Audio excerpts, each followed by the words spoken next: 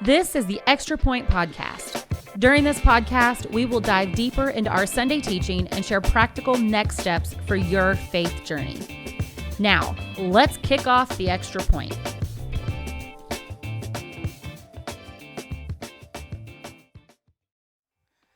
Hello and welcome to the Extra Point Podcast. My name's Anna. I'm the youth pastor here at Southridge Church.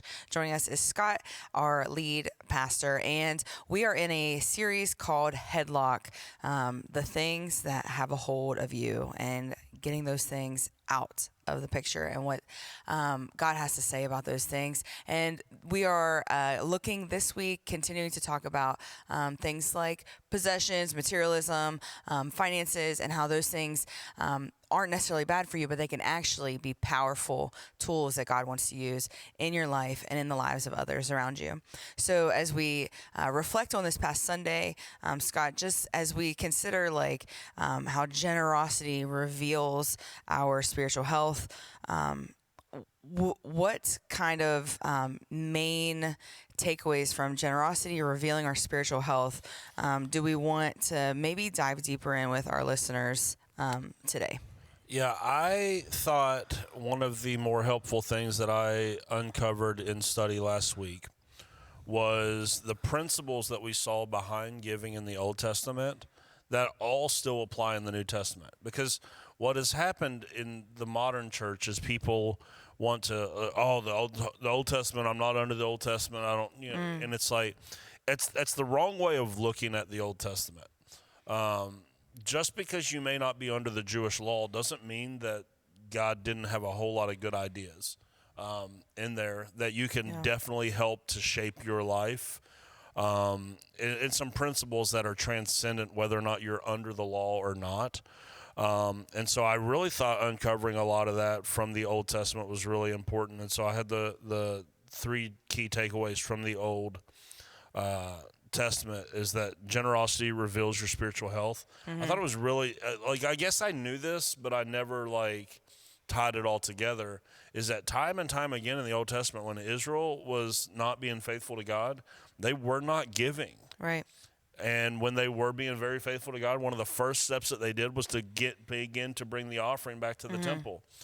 And you can go, well, that, I'm not under the Old Testament law, but it's like, yeah, but that principle stands. When Israel was in their unfaithful times, it's because they were chasing after foreign gods. Right. They were chasing after idols. That principle stands. The reason why a lot of people to this day are not generous is because you're out chasing idols. Sure. It's not because you don't value the Lord on some level. I'm not saying that. I'm just saying the reason why is you're out chasing idols. Whatever it is that you're always going after, that's what it is making you not able to be generous. It's the same thing Israel was doing. So the whole idea that your generosity reveals your spiritual health was evident in Israel. This is why, King Hezekiah, whenever he calls Israel back to faithfulness, the first thing they do is they fill up the temple so much that he literally asks this question. He goes, where did all of this even come from? I thought as a pastor that would be a really fun statement to get to make one day. Yeah. Where did all of, wow, we can go and do ministry and we can bless people and we can take care of needs. Where did all of this come from? Would be a great question to be able to ask. But that's when King Hezekiah did that, and then in Nehemiah, when Ezra and Nehemiah are leading this charge of back after the exile, one of the first things that the people start to do is to begin to give again.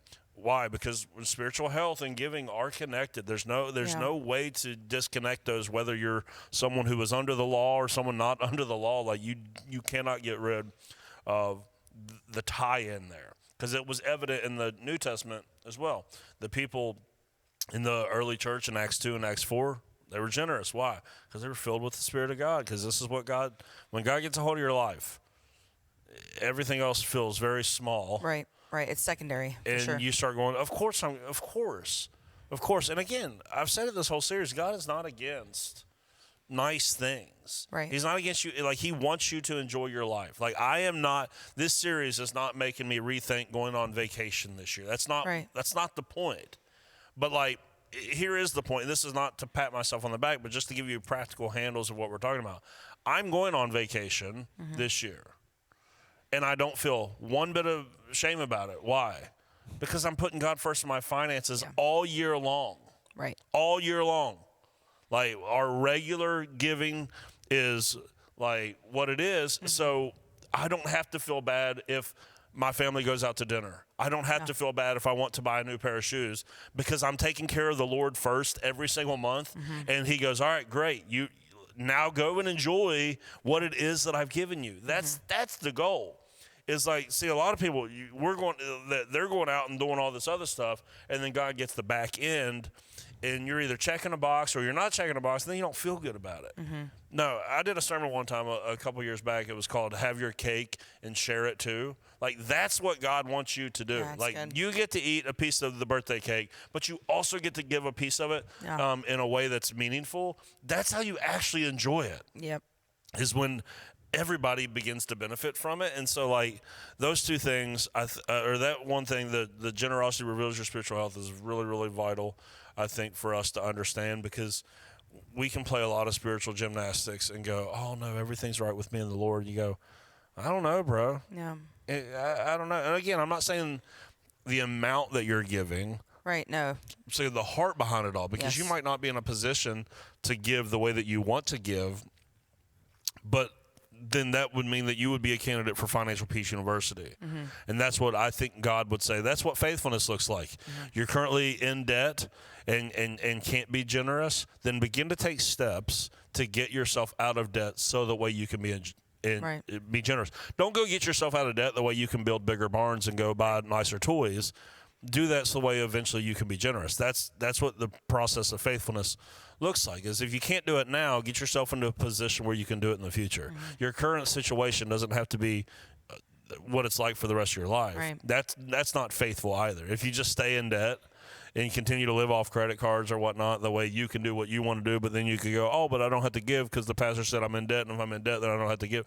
That's not faithfulness either. Yeah. Right? So it's like, those things are definitely tied together. The other thing that I think that we should really borrow from the Old Testament is the idea that God is the source of everything.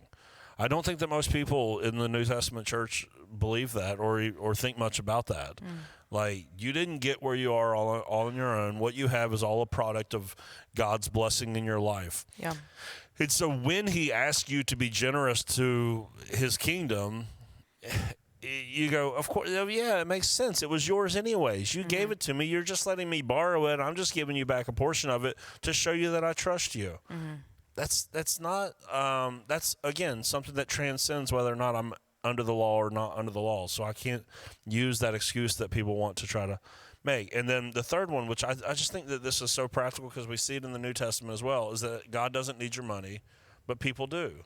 Yeah. I don't know if I've ever heard that at church before. Yeah. Right. To be honest. Right. Yeah. I've heard God doesn't need your money, but then that's normally where it stops. And I've probably even been guilty of that when I've taught on this subject in the past. It stops there. But what I really wanted to do Sunday is help you connect the dots. God doesn't need your money. You're not earning any favor with the Lord whatsoever. But this church exists because of your generosity. Right. Period. If it were not, like, we don't have outside grants, we don't have government funding, we don't have any, like, we don't have big corporations backing the church, like 100% donor funded church. Yeah. And so whatever the people will pay for, that's what we get to do. That's it. And so we've got, times that things need done that they go undone because it's not there. And there's times that things get done because people gave to it. And that's just the way that it works. So it's like, God doesn't need your money. He's going to figure it out one way or another. He's pretty good at that. But there are real people that are relying, on there being a place to come and worship on the weekends, for there to be people that care for their spiritual health and people that will care for the spiritual health of their family. There are, power bills that have to be paid, and there's propane bills, and there's, if we want to go and do an outreach and we want to go and minister to our community, somebody has to pay for it. Right. And so, no, God doesn't need your money. He's perfectly fine. But if we're going to do our part in ministry, it does require money. That's just, so many people have been burnt or turned off by the talk of money in the church. And again, because some people have really scandalized it, I get that. Sure, There's definitely been malfeasance and people that should have done stuff that they ought not to have done. But it doesn't change the fact, if you go to a church, whatever you see at that church, staff, facility, ministries, all of that has to be donor funded. It can't come from somewhere else. And so you just have to realize God doesn't need your money, but there are real people in the world that do.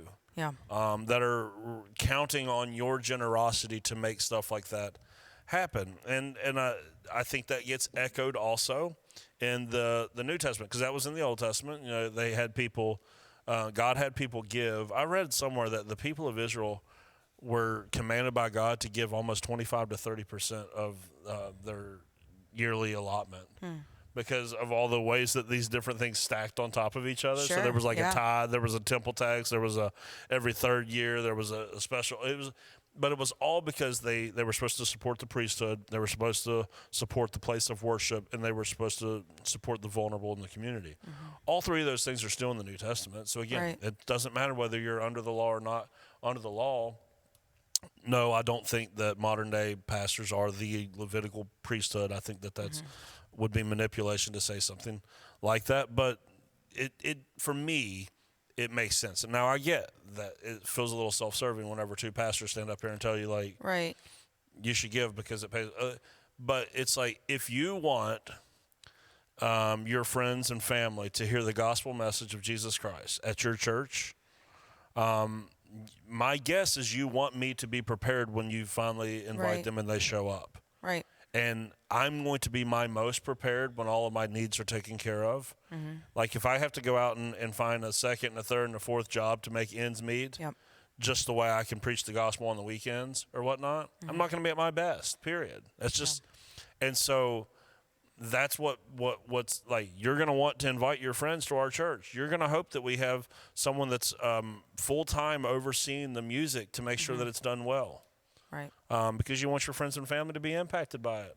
Now, if you're somebody that goes, you know what, I just don't think that the church should operate like that, then you should go find a church that doesn't operate like that. Right? And you can find those. They're out there. Go find a house church that has a bivocational, like go and find it. But don't go to a church where you're consuming without contributing. Because I don't think that's what godly character would look like, to consume and not contribute, right? Like I said it at the end of the sermon, like whenever we ask someone, hey, you want to come over for dinner tonight? Anyone with any manners whatsoever goes, what can I bring? What can I bring? Now, even if you go, that's okay, we're taking care of everything, because we know we shouldn't show up empty-handed. And yet there's going to be countless people that show up every weekend at churches all across the world, empty-handed. Just give me what I came here for. Entertain me, preach to me, disciple me. I came here to consume. I didn't come. And you go, well, we don't even do that in our personal life. Why don't we do that when it comes to the church? It's crazy. So I think that those were the things that impacted me the most, is how even the principles that we pulled from the Old Testament are still relevant in the New Testament, even if you're not under the law. You can't escape these principles and try to argue your way out based on, well, I'm New Testament. I think that one angle that makes it tricky for folks is they even hear these things and that are, this is bite-sized, big picture to kind of like consume and say, okay, this is God's ways since way before me, way before the church I attend. I think that one of the struggles is emotions do get tangled up in this because of the idea which you shared early on there that, like, man, this is God's, but it's hard to picture that when the paycheck is written to me. It goes into my bank account. Those resources were passed down to me from my family, and whatever that looks like. And to realize that, man, we wouldn't have all this without God. I think that one of the things is I've worked with people and worked with my own home and, working towards giving God first place in finances is addressing those surface emotions that happen whenever giving is asked, or whenever am I feeling joy from that, or am I feeling frustration, fear? Am I feeling freedom? And then really being willing to be uncomfortable with those feelings and give them to God as a assessment moment. Because as we have these feelings, because they just can happen, it feels so personal. But it's because it is. We all have a personal responsibility as believers to make an impact on the kingdom in all different resources in our life, and that does include our materials and our finances and these kinds of things. One of the things that you shared that I thought was just really important as I was listening and considering things is that people do tend to want to look at the New Testament a little bit more. And even the New Testament pushes this emphasis on proportion over portion and formation over law. What can we kind of dig up from that to maybe help someone who's wanting to maybe take that next step and to further their devotion and finances and what God has given them? Yeah, even though I don't think the New Testament gives us a percentage or a number that we're trying to get to, I do think that Jesus' teaching from the poor widow's offering should be the guiding principle when we think about the question, how much should I give? Because she gave less than a penny in current American culture, which means she gave an offering that would not buy anything. Right. It would not pay a power bill. It would not pay a pastor. It would not do anything. Right. And he says, this woman has given more than all the wealthy that have come in. And this story has always just really stuck with me because the first thing that happens, it says that Jesus and the disciples were in the temple, and Jesus was watching the people give their offering. What a strange concept. Can you imagine being in the room? Oh, that's how so the crazy. reason why he knew what she gave compared to what everyone else was giving is because he was watching. Yeah. And I think for some of us, we think that what we do with our money is our business. Yeah. And it's no. Listen, he knows. Yes. You're not, if you think you're getting away with it, he knows. He knows everything about you. So he's watching these, and this lady puts in a negligible, it's nothing. Yeah. And he says it's everything because it's all that she had. Whereas the picture was there was a bunch of wealthy people coming into the temple. They were giving much larger, sizable things that would pay bills and upgrade facilities and pay for staff, those sorts of offerings. And he goes, but these people gave out of their surplus. So when they were giving, they weren't even feeling the weight of it whatsoever. And so Jesus is going, true generosity is when you give at a level that you actually feel the weight of it. Sure. Right? So it's not a number. Because and this is what I was trying to do Sunday is, again, not to try to give percentages or anything, but let's just deal with real dollars. I think that there's some people that give $3,000 a year. And now let's say if we look at the portion that you give, it's going to tell you one story. But if you look at the portion that you keep, it's going to tell you a different story. For sure. Because you could have 3 different people. Let's say 3 different families give $3,000 a year, which seems to be around the average number that the people give at Southridge Church. $3,000 a year. If you make $30,000 a year and you give away $3,000 of it, and you're living off 27, you're a generous person. Yeah. Honestly, in that situation, you might be too generous. Yeah. If you're giving away $3,000 and you make $100,000 a year and you're living off 97, you probably got a little bit of room to grow. The proportion's just off. Right. If you're giving $3,000 to $5,000 a year and you make $250,000 a year, there is no argument to be made that you're generous whatsoever. Right. Because you're going, I need $245 to live. Who needs $245 to live? Right. You need $245 to maintain the status that you have created for yourself. Right. but not to live. For needs. Yeah. Yeah. Like yeah. nobody is just going, man, if I don't have 245, we ain't going to make it this year. Yeah. Nobody. And if that is the case, that goes back to like, well, then you're feeling some kind of way about it, and you need to take that to the Lord. Like, God, why am I feeling this sort of way? There's an inherent tension whenever we talk about money, because we know that there's going to be a lot of hurt feelings, or a lot of people feel one way or another. But like, here's something that we can't escape.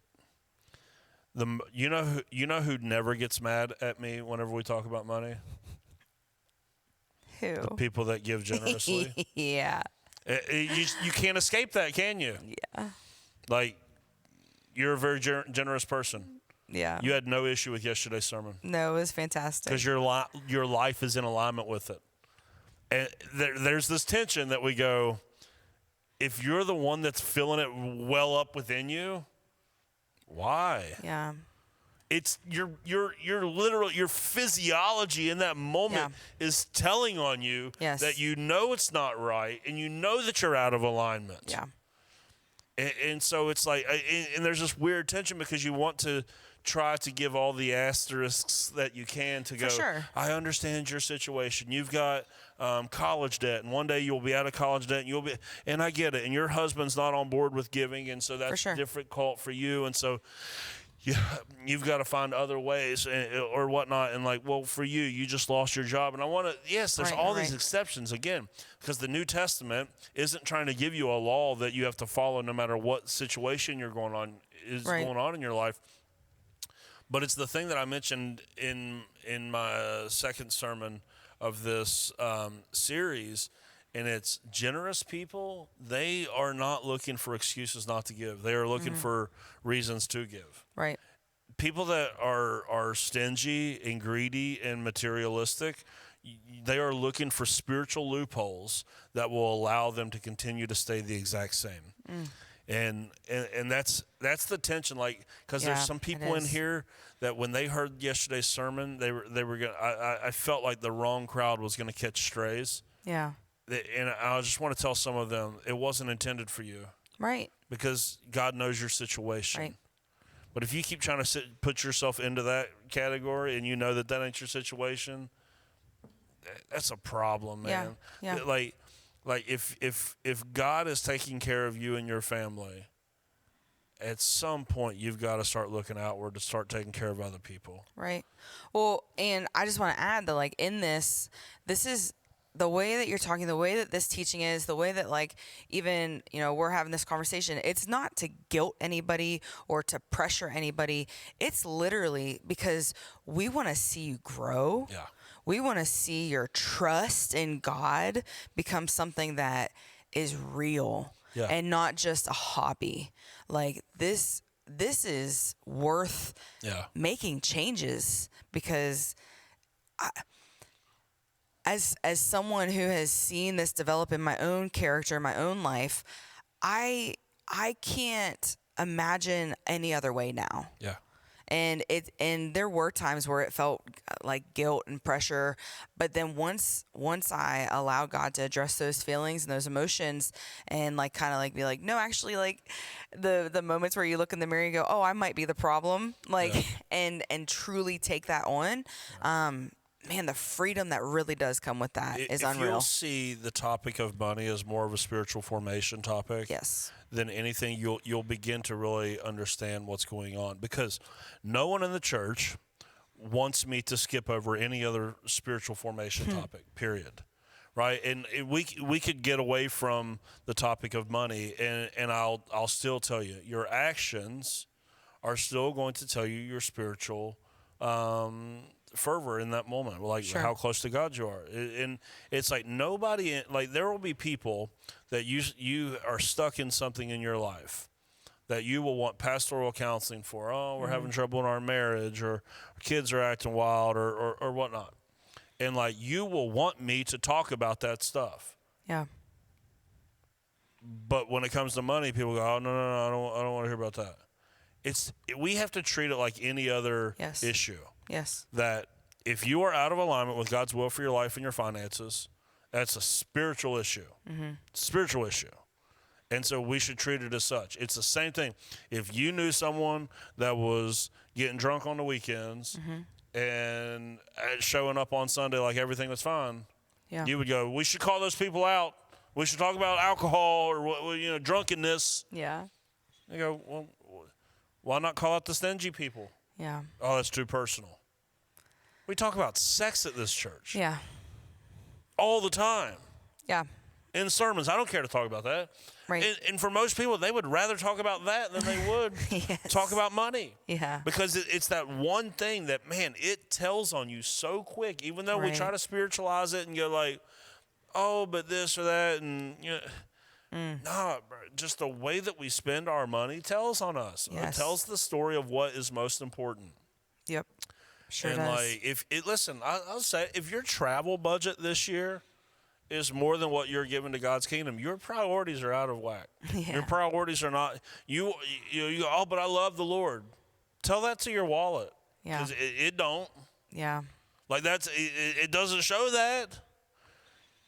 And Yeah. again, and that's one of those things. I'm not talking to people that like you're in debt or whatnot. I'm talking like you're out there living large. Yeah. And you know it. Yeah. And you're not doing your part.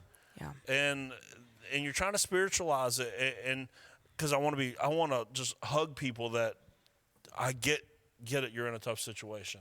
And then there's also some people I would like to shake and go, it's you, man. Yeah. It's you. It's you. Listen to what's going on. You don't self-deceive yourself. Yeah. Don't put yourself in the marginalized category of going, I think I'm in the exceptions. Yeah. Like, be shaken awake by the Holy Spirit. Yes. To realize, like, man, just like any other spiritual issue you might be walking through, this is an issue that needs your attention. And God so badly wants to set your heart free.